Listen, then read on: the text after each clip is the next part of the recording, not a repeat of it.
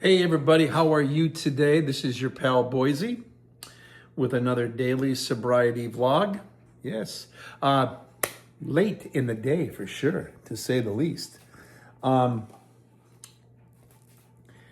have been sober.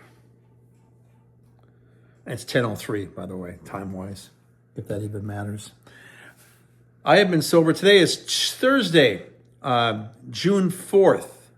I have been sober for 14,310 days, 3 years, 3 months, 4 days, 470 months. That's the total so far. That's the tally, okay? Thanks for being here. Thanks for checking it out. Thanks for supporting us. It does mean a lot, and I am really glad you're here. Now, got some interesting things we're going to cover today. Got to bring out my readers. My readers. I feel like Chuck Schumer when I get serious. I pull those things down to the end of my nose, and I'm going to write a strong 10-point letter to the President of the United States. That ought to do it, right? Jackass. Anyways. Reading between the lines. Yeah. That's an interesting topic, isn't it? Well, what could he possibly mean by that? I pay attention to underlying messages. Not many people are skilled at the art of authentic communication. It does take time. And as you're being honest and sober, it will develop naturally. And as you're going through treatment and therapy, it will develop because you will try to hide things from your therapist at first because you feel like you're scared or you're going to fear rejection. And then eventually they're going to detect it and you have to open it up and then you realize, oh, it's easy to see what I did. They recognize that pattern. So then I recognize it in other people. You learn from yourself and seeing others. So yeah, authentic communication is very important. You'll get skilled with it as you move along. So they have to rely on more indirect forms of communication and at times more deceitful forms. That's what I mean. I was hiding stuff from my therapist. Of course, there are nonverbal messages, like if someone having a good time. Yeah, why? Why ask? We make some obvious ones sometimes because we're all bad actors. Unless we're really trying, but usually we are pretty bad. And people can see through it. We're more one-dimensional, barely two-dimensional, not very often three-dimensional at all, much less 4D. Of course, of the nonverbal messages, but there are also underlying messages that can go unnoticed if I am not attentive. So I pay a close attention and I try to read between the lines by asking the right questions. You're engaging with someone and you're asking concerned questions, not cross-examining, but you're asking concerned questions and they realize that you're being sincere. That allows them to open up. You see, the communication starts to flow a little better. Try this in your family and it's great, especially if you're one of the families that say, we don't say we love each other, we just know it. Yeah, you're gonna have to work on this one. Trust me. I come from that field. Yeah, took a while. Even recognizing it myself, much less how to share it with other people. We have to ask the right questions, and I am in a position to understand the other person and the situation more clearly. Very important. Happiness one day at a time. Yay! Nothing wrong with being happy. Nothing wrong with being happy at all. Well, communication is very important. And when we do it with people, we want to be as precise as we can be. We're not trying to pull the wool over someone's eyes. Hopefully not. Cheers. If you are, you're going to get detected. If you're on a sober journey, no, I sounded drunk when I did that.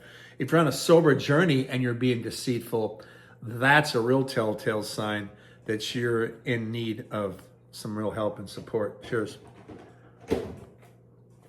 Because the question would be, what are you hiding? And why are you hiding it? What is the purpose of you hiding that? You know, some of us do it because we're worried about what other people are going to think. You shouldn't have to worry. And it's easy for me to say. At first, it wasn't. And then when they were teaching me to not worry about the fear of rejection, that's what that was all about. I had no idea at the time. Now, further along in my journey of sobriety, I do not fear rejection. I actually I don't enjoy it, but I'm amused by it.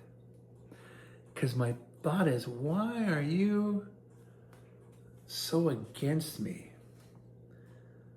What would my sobriety do to you?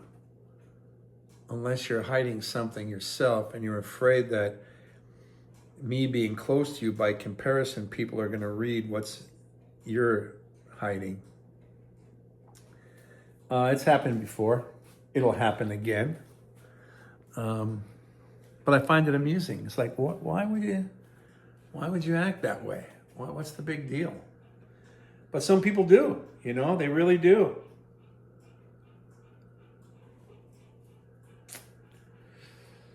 Got a question that's in here, and I think it's kind of interesting. It's about major life changes.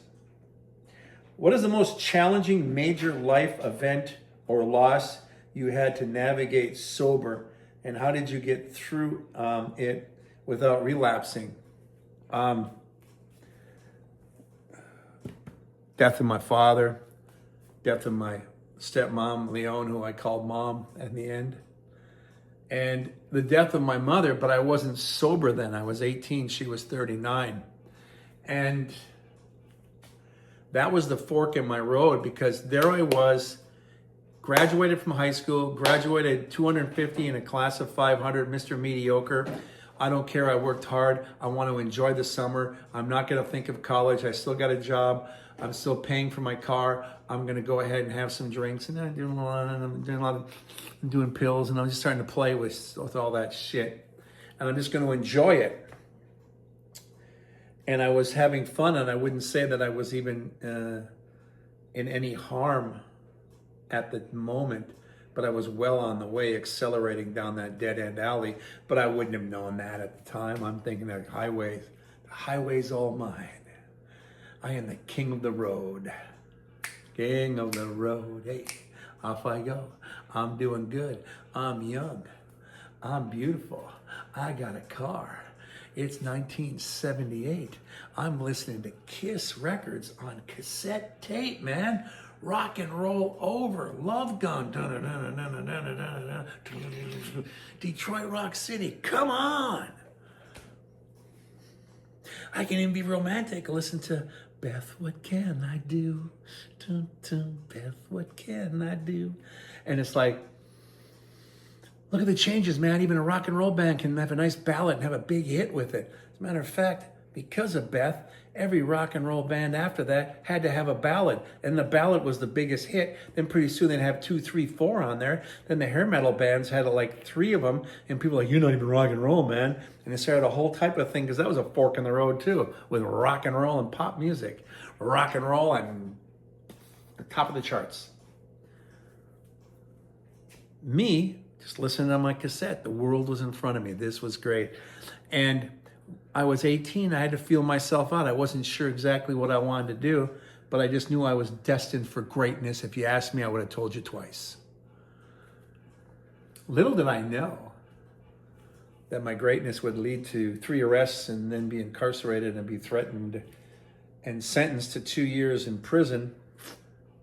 Stayed for completion of treatment.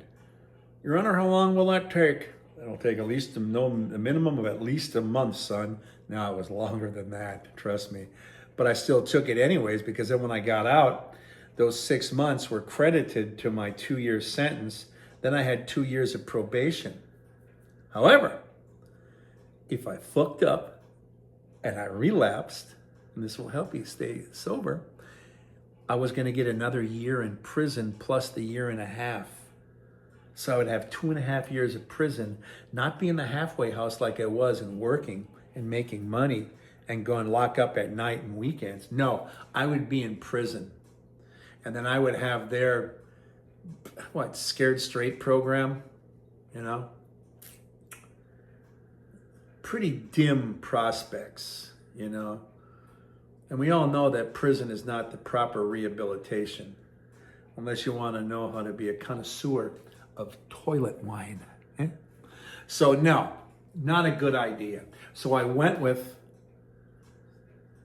going to treatment, being sober. That was my fork in the road at 27 after I took the summer off. That was a long, strange trip for sure. What a long summer last weekend that was. And there I was. But the whole thing was that my mother died, and that sent me on a real, it was like I had a trajectory, and I thought, I'm gonna have a good time, I'm gonna party, I'm a young man, the world's in front of me, this is great. I'm just gonna go down the road and I'm just gonna enjoy life. And then she died, and it was like, all of a sudden I was just knocked off like you're watching a satellite get hit by a comet. And it doesn't blow up, but it's bent and broken and it's out of its own orbit and it's just out of control, just wobbling away. That was my life. And it come crashing down to the ground when I was 27. And that's where that started. I didn't handle that properly. As a matter of fact, there are still times where I do not handle it properly when I'm talking to other people about it. I had a really great friend, Deb, whose mother, Tootie, was my mother's best friend. And we were talking about that. And she didn't know how bad I was. She knew I was a partier, but she didn't know how bad I really was. And she didn't know the kind of violent fights that me and my father and brother would have and tear up the house in the wake of my mother's death. And my drugs and alcohol just fueled that. And my stepbrothers got included in that. And it was like quite a battle royal. That's probably why I don't like wrestling anymore. Like, fuck, I live that. Get out of here. On TV, that's just phony shit. You should have seen the blood and guts that went on at my house. God damn it. That's embarrassing as hell. That's nothing to be proud of. I'll mock myself over it and blame myself for every fist I threw and every fist I received. That way, we have another generation. All my family have children, and they've experienced something like that one way or the other. Hopefully not as bad as I lived or I provided for the family. Cheers. But there's enough of the folks that are family members that are watching this right now going, oh shit, dude, I had it worse than you. And you probably had a bad one. I'm not going to get into a pissing contest with you, but I went through some real hell, and I got locked up, and I got the prison record, the jail or the arrest records to prove it. And now that I'm 65, those children have children. So their grandchildren are getting of that age. Some of them are just starting to graduate, get the car, look at their life, the fork in the road. I'm now an adult. I'm not beholden to my mother and father. Hopefully they're listening to Kiss Rock and Roll Over on their cassette tape. Or I guess it'd be on their MP3 on their phone, Bluetoothing it into their car. But either way, hey, and be old school about it. Just play the whole album over and over again. Don't let it just go off into Spotify land. Do like we did. We just had a cassette. We just played it endlessly. All you could afford was a couple albums. You played them and you lived with it, and it became part of your theme and part of your life, and off you go. Matter of fact, that's how I time travel. As I say, I will talk about driving into Woodland when I was 17 with my dad's car, Dodge Dart Swinger, not just a Dart, but it was a Swinger, and it was purple. And the purple's name was Plum Crazy. Hey, I'm plum crazy. I'm wild. And it's purple like the Vikings, and it's regal. Oh, yeah. Even before Prince, Purple Rain. Yeah. And driving into that, and I'm listening to Rock and Roll Over. calling Dr. Love, I'm not the cure you're thinking of. I'm like, oh, I'm badass. This is cool. The world's in front of me. And you do think that when you're that age. And you're also bulletproof and you live forever. Cheers. Now you get reminded that you don't, because there was a guy who was a senior. Here I'm a junior driving. This guy was a senior and just graduated. And he wasn't, I'm not going to say his name, he wasn't the most popular guy. Kind of a dork, actually. But one of the boys from the neighborhood. But he was older than me, so I didn't hang out with him. Anyways, when you go into the Woodlands, there's like a 3-way, 4-way stop. Well, one's not really much of a road. It's a service road between, at the time, a grocery store, Piggly Wiggly's, and a drugstore. Or a hardware store, I think. Anyways. Then there was a Rexall across the street. And then in the corner, there was a barber shop where my dad used to give me my haircut. He used to hate that when I was younger. Hated it. I still hate haircuts. Matter of fact, I grow my hair out now, then cut it off for cancer wigs, so I'm a human chia pet. Then I still get to be a hippie, and then whew, I am the Eggman, goo goo goo, just completely no hair at all. So, unfortunately, it grows back, because my wife was like, you cut that all off and it may never grow back. Yeah, but I'm not 17, I'm an old man, so if I go bald, who the hell cares? So, but I don't go bald, so I just keep giving my hair away. Cheers. Matter of fact, we're going to do a video on that. I did it at a little girl salon called Sweet and Sassy, and they still give me updates of things. Anyways, they cut the hair. The lady, the barber, the not barber, but stylist, cut the hair. They sent it off. They made a wig, and it was for some girl named Alexis, I think? Alexis. We'll get more detail. They gave me a photo and a bio on her. And she lives in Detroit, and she's a young Hispanic girl. And she wanted my black hair. Eee! And she was the most happiest thing that had my hair. And I even teased my wife, look at that. Got my hair cut, and there's a little girl in Detroit that's happy to wear me on her head. Cheers. But she had cancer, and then she beat the cancer, but the chemotherapy robbed her of all her hair. Same with my mom. And I was able to donate that in her name. Cheers. See? Talking about my mom, sometimes it hits me kind of hard. Especially when you're talking about cancer. And then I'm able to pay it forward to someone who never met me, never met my mother, but is happy to have my hair. Go figure. Anyways, going through the Woodlands, to avoid the stop sign, you'd run right through the parking lot of this store, and then that little service road kind of dipped, and then you went into Piggly Wiggly's, and then you bounced on. If there's no cars coming this way, you could just shoot right out and not be on the stop sign. It was like, first of all, you're in the Woodlands in Duluth, Minnesota. Where the fuck are you going? But these guys were racing through, and this guy was on the back, standing up in the pickup. There was no... Some pickups have the backstop where you can hang on to where they have their gun racks or whatever, or things they can tie on the outside because they haul stuff. No, he was just hanging on to the top of the truck, bouncing, and the truck went doom, doom, doom, and bucked him off like a Bronco, and he flew in the air. They were probably doing about 40 racing through there, maybe 45, like idiots. Threw him up in the air, and he landed right on his head and split his head open and died right there in the parking lot of a Piggly Wiggly. And I always thought this guy was a bit of a dork. And I thought, holy shit, you're 19, you're fucking dead in a parking lot at Piggly Wiggly with your head split open. This Piggly Wiggly is what I was talking about when I was 4 years old. And my mom bought $20 worth of groceries, which back in the day was actually $200 worth of groceries, so I could get a free vinyl record. And vinyl records were $3.99, which back in the day, nowadays, would actually be like $14. And it was Meet the Beatles, and that's what got me on rock and roll. And we got it from that Piggly Wiggly, the very same spot, 15 years later or so, where this guy split his head wide open and died right there. So, forks in the road.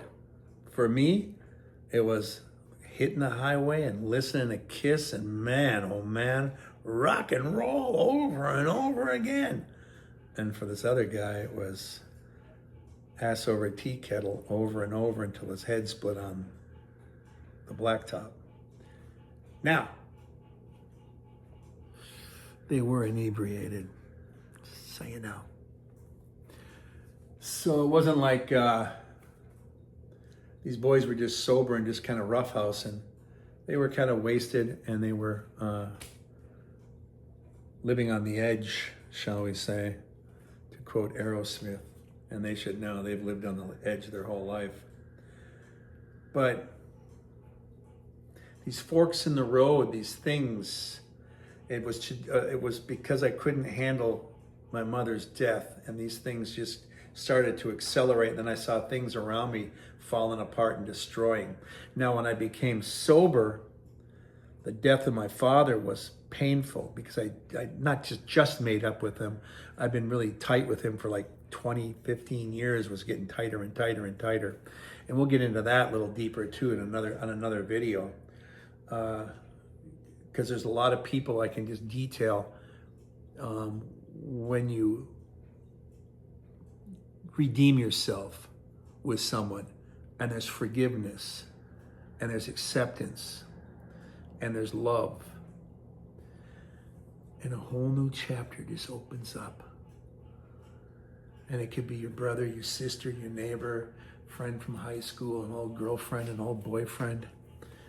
And as I'm saying that, you're thinking of different people that would apply to that in your life, and you know what I'm talking about. You can really feel it. It's even like when Facebook first started and I got on Facebook, I was able to see and talk to people that I hadn't seen since high school. And I guess that would be 20, 25 years since I was in high school doing the Facebook with people. And I still enjoy it, and they still communicate with me. And every now and then someone just posts all kinds of shit up about political thing, and I'm like, I remember you sucked in fucking social studies, or now it's called civics, and now you watch a documentary, and you listen to talk radio, and now you're an expert.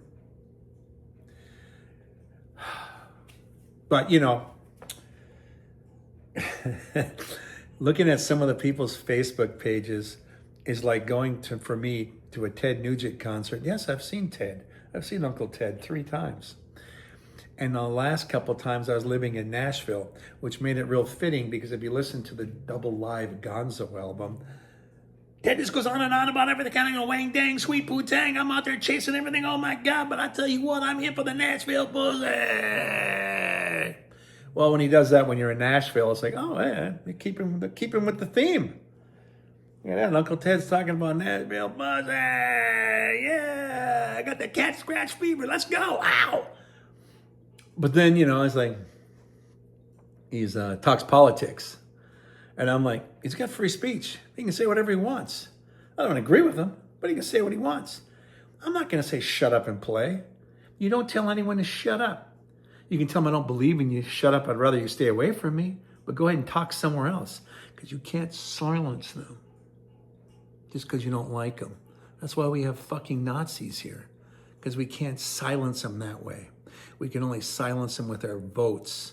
And we can marginalize them and get them back in the fucking shadows. That's how you do it. That's how you take care of your addiction, because your addiction is in the shadows. It's behind you. All of us try to be like Moses in one way or the other, and we go to the light, and God is light, and goodness is light, and you can feel the light on your face, and somehow we all decide we have to go to the mountain. So we're climbing the mountain, and behind us is the shadow that's being cast because the sun and the goodness and God is hitting us this way and we're walking towards it. But behind us, we cast a shadow, and that's where we leave our doubts, and that's where we leave our shame. And if we haven't taken care of that stuff, which we should be, that shadow increases. So soon that shadow becomes almost an anchor and a weight, and it can pull us back down the mountain. I'm using a mountain metaphor just because if you're I don't care if you're Jewish, you're Muslim, you're Buddhist, whatever, Christian.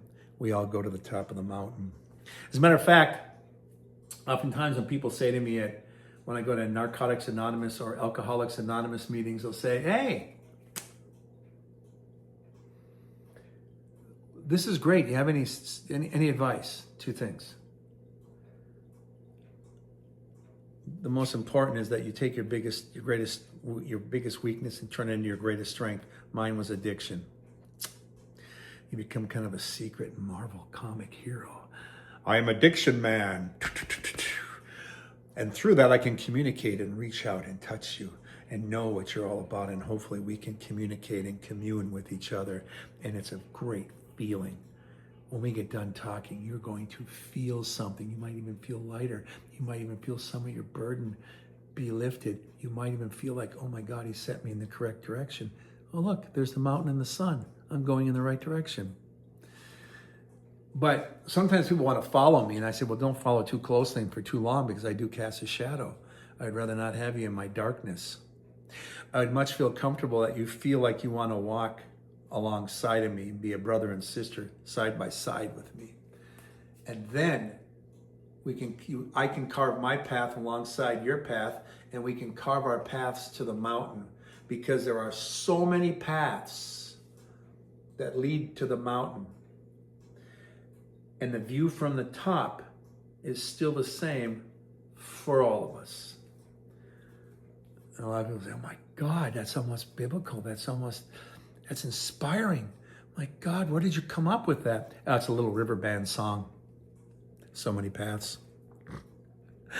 I'm always quoting music, because music is our roadmap in life. And don't get me quoting too much Dylan, because then you'll think it's scripture. I swear to God, that guy's amazing. But that's where as a child, that's where I learned about emotions and relationships and things of that nature. And then I put it to the test while I was experimenting with drugs, and that was like Dr. Jekyll and Mr. Hyde, so it didn't really work. Now that I'm sober, it works. And I can recognize it in myself and help others. So when I lost my father and I lost my stepmother, Leon, and other people in my family like that, it was painful. Of course I cried. And I miss them. But it did not knock me off my sobriety pony or my horse at this time. Christ, now it's an old mule. I'm riding an old mule. 39 years.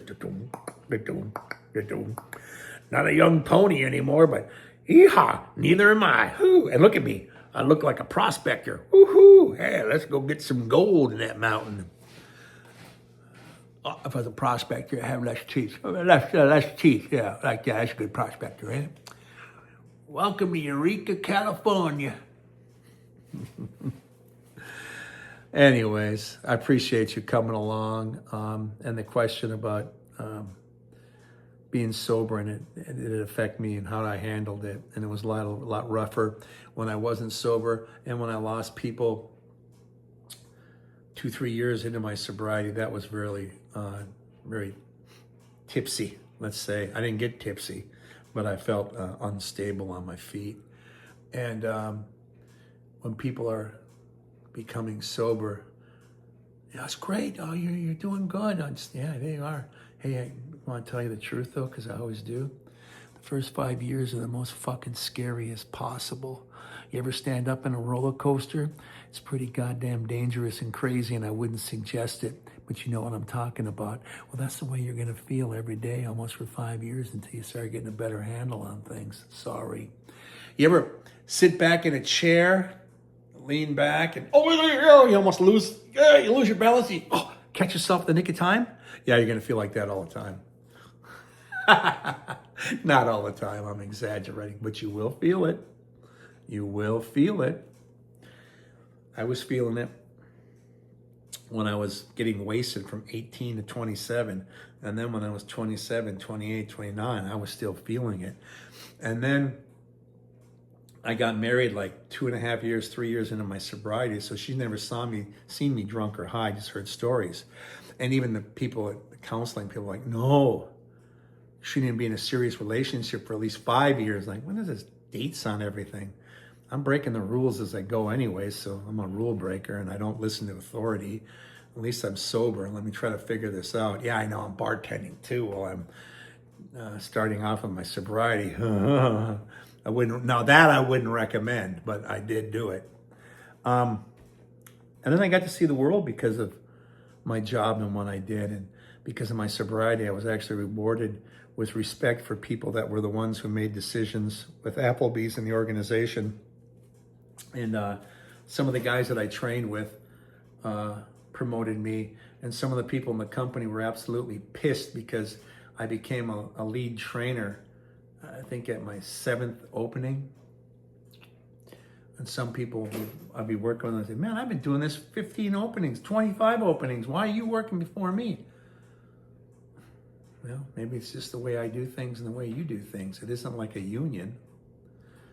They reward for merit. They reward for your performance. And then the people who are opening these stores, the owners and the franchise owners, are looking at you to see if you actually help them establish a good restaurant right off the bat. I do that, and these people actually make money right away. And if they make money, they goddamn love me.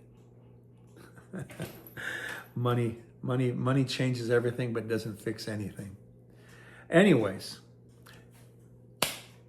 the money that we use will help and fix because we are helping others, not ourselves. Patreon people, thank you.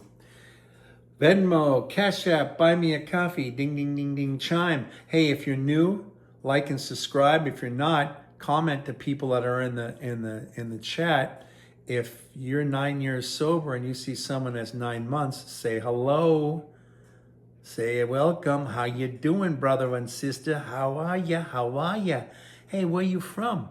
I'm from Jersey. Where you from? Dude, I'm from California. Great, we're on each side of the country. Good to meet you. Because our problems are still the freaking same. You know what I mean? You know what I mean? You know what I mean? You're going to meet friends. Trust me. And when you have a common denominator of the horrific devastation of addiction, you are brothers and sisters in arms. You are. I'm doing a long Minnesota goodbye. Longer than I should. Thank you. Thank you for joining us. Thank you also. Your time is very important. Thank you for helping us. I mean it from the bottom of my heart to the top of my soul. I see you every day. I see you in the comments. Thank you. Thank you. And in the words of Ringo, peace and love, everybody. Peace and love. We don't have Ringo this time. We've got the cats right there. My stray cats. And we got Elvis over here, yeah. And we got Buddha. We got Elvis over here too. Hey, it's a musical cat room, can I say? I thank you. Thank you for joining us. Thank you for listening to my daily sobriety vlogs. Let's do the stats one more time, shall we? Sorry about the close-up. Oh, I am getting wrinkled and old. I guess I'm used to that face by now. Anyways, today's Tuesday, June 4th. I have been sober for 14,310 days. Woo-wee! That's 39 years, 3 months, and 4 days. 470 months sober. Thank you for your support. Thank you for being here. I just want to say thank you. Peace and love. I love you all. I'll see you on the next daily sobriety vlog. Thank you very much.